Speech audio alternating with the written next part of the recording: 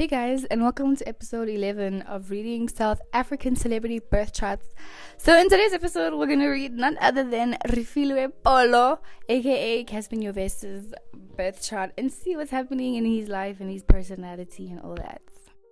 So according to Wikipedia, Cassper was born on the 16th of December 1990.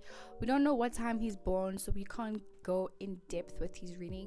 But regardless of whatever time he would be born, he's a Sagittarius moon. So he was born on a new moon in Sagittarius, which is so slay. Also, the most important thing we need to see is that he has a Capricorn stellium in his Mercury, Venus, Saturn, Uranus, and his North Node. So he's here in this lifetime to build structure for himself and be known in the public for the legacy that he built, which we all do through his music and his new alcohol line now, Belito. You know what I'm saying? But here's the whole concoction of his birth chart, right? Is that Sagittarius is all about optimism and spirituality and travel, long distance travel, but expression, because it's a fire sign, But he has Capricorn as placements as well, right? Capricorn is all about like building and structure and order and making sure that we have enough resources in this lifetime to sustain ourselves from now until the day we die, and even pass it down to the next generation of things. You know what I'm saying? So with a mix of Sagittarius and Capricorn placements, this makes for somebody who's very optimistic about building, optimistic about seeing their long-term goals come to fruition. Somebody who's optimistic about seeing what they want to manifest come to life, but working hard for it, because Capricorn is the sign of hard work. We all know that, right? But mostly earth signs. Honestly, earth signs are all about like, how can we materialize everything that we're dreaming about without it just being a dream? So basically, having like the Sagittarius Capricorn combination is that verse in the Bible that says faith without work is dead type shit. You know what I'm saying? Like he has a very good grasp on that. And because he has a Mars in Taurus, right, he has the patience and the dedication to see everything that he wants come to fruition. But because it's Taurus is all about patience, and his Mars is at a full, right? Because we know Mars does not like Taurus energy at all, right? And it makes it even worse because it's retrograde. You know what I'm saying? So everything that he wanted to manifest took time, but he had the patience to wait for it. And the Capricorn aspects also helped him, continue building. And the Sagittarius placements just made him more. I don't know where that card, but anyway, as I was saying, is that he's Sagittarius placements make him optimistic in the waiting period, because with Taurus and Capricorn in your birth chart, a lot of things are going to take time in your life, and you're going to be blessed with the patience. But with the Sagittarius, you're going to be blessed with the optimism while you are being patient, and with that combination, it's going to bring you fruitfulness in all of your manifestations. Okay, but anyway, other than that, let's talk about his sun and moon conjunction to Lilith, right? Because people with anything, their sun and their moon specifically, especially moon specifically aspecting Lilith, because we know Lilith is about like rebellion energy and independence and fighting for what you believe in and your integrity. So people with sun and moon conjunct their Lilith usually have issues with authority, and issues with listening to what people tell them to do. And it doesn't make it any better because he is a Sagittarius, and we know Sagittarius do what they want to do. So with the conjunction to Lilith, he's probably the kind of he's definitely the kind of guy that like he only follows his own intuition and his own authority. Also considering that he has Capricorn energy, and we know Capricorn energy is like, it's cardinal energy, so it is the leader. So he's the type of person to be like, how are you gonna tell me how to lead when you don't even know how my life is operating? You don't know how I feel about you don't know how I view the world. How are you gonna tell me how to view the world when you don't even know, you haven't been in my shoes type shit? You know what I'm saying?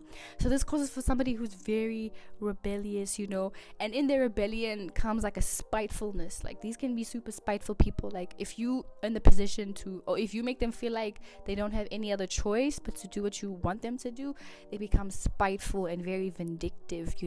And then with that Sagittarius placement, those Sagittarius placements, they're gonna start being chaotic, and start doing quote unquote evil shit to you, which doesn't necessarily have to be like dramatic, but they might like, I don't know, like have sex with your best friend type shit. As an example, like just spiteful shit like that, you know, because Lilith is always going to demand its own integrity, and it's going to demand its own independence, period. So he has that energy to him, you know, but when he does it also, it's gonna kind of feel like abrasive because it's fiery energy, you know what I'm saying?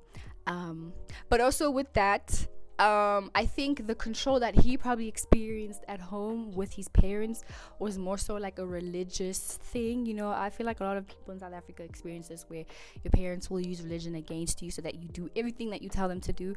So then with him, he would probably just rebel against that, you know. So, and even further with that, you might find people who have this conjunction even rebelling against their own religion, or the religion that they were brought up with, or they only abide to the religion in a way that they agree with, you know what I'm saying? So you can't force your ideologies on them because they're going to rebel against you.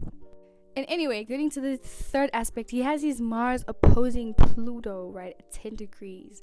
Mars opposed Pluto people usually have a lot of drive, and because it's Taurus and Scorpio, these people can have like the worst anger issues, also because it's Sagittarius and they're just so explosive, but they have the worst anger issues ever, and it's usually triggered by, oh yeah, as I was saying, people with their Mars opposed Pluto, especially in fixed signs, these people are usually triggered when you try to change their ideas, when you try to force change on them. And we know Taurus is all about slow moving, steady moving, planned out movingness, right? So he's the type of person, like, his anger language is usually because listen, Taurus is all about like material things and not fixated things, but like things that you can touch, you know what I'm saying, like your senses basically. So the way that he would retaliate is to either hit you with his body, because you can feel that anger, right? He's gonna use his body to let you feel his anger, or he's the type of person to be like, he'll spoil you, and then as soon as you make him mad, he'll be like, I want everything I bought you back. That's Taurus energy. Taurus Mars specifically, they'll be like, I want everything I bought you back, to spite you type shit, you know. But even with that, like, I feel like he's motivated by money, because I mean, every Taurus Mars person I know, even Taurus Venus, Taurus energy is always motivated by the promise of comfort and material, physical comfort, and usually that is bought with money, you know. Resources are bought with money. A house, a car, those are resources that you purchase with money. So a lot of Mars and Taurus people, they are motivated by material comfort and material wealth, you know. And then another thing that would probably make him mad is if you threaten that, you know. So like if you try to threaten to crash his car, he's probably the type of person that would care more about his material items than he would like a person, unless that person is also bringing them like physical comfort. That's the truth. But other than that, like, he just really cares about his physical comfort and cares about his reputation, because he has a Venus in Capricorn, and we know Capricorn is ruled by the 10th house, the house of public, how you're seen in the public, your reputation, so he'll care about his work, and he'll care about how he's seen, he'll care about how people respect him, you know what I'm saying? And if you threaten that, then he's gonna see you as an opposition, and then that's when he'll tap into that Lilith energy and try to be like more spiteful. But other than that, like, it's pretty chill vibes, because we all know Saggies are super fun and super vibey to be with, you know. I also just think now, because he's in the position where he is materially comfortable, you know what I'm saying, it can kind of bring, as I was saying, he's in the position where he has a lot of respect and views and money from the work that he's done throughout his whole career in music, and like the alcohol line that he has.